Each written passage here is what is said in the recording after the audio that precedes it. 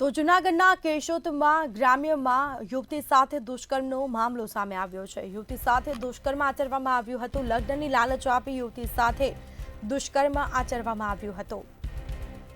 તો કેશોદના ગ્રામ્યમાં યુવતી સાથે દુષ્કર્મનો મામલો સામે આવ્યો છે। સીમ શાળામાં નોકરીએ જતી યુવતી સાથે દુષ્કર્મ આચરવામાં આવ્યું, જેમાં પોલીસે શેરગઢના યુવક વિરુદ્ધ ગુનો નોંધીને તપાસ હાથ ધરી છે। લોકરક્ષકની પરીક્ષા આપવા જતા ત્યારે યુવક યુવતીની મુલાકાત થઈ હતી। તો યુવતીને લગ્નની લાલચ આપી અવારનવાર દુષ્કર્મ આચર્યું।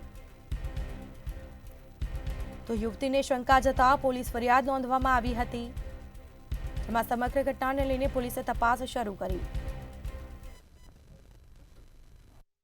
લગ્નની વાત કરતા તે લોકોએ ફરી જઈ અને લગ્ન કરવાની ના પાડી દીધેલી।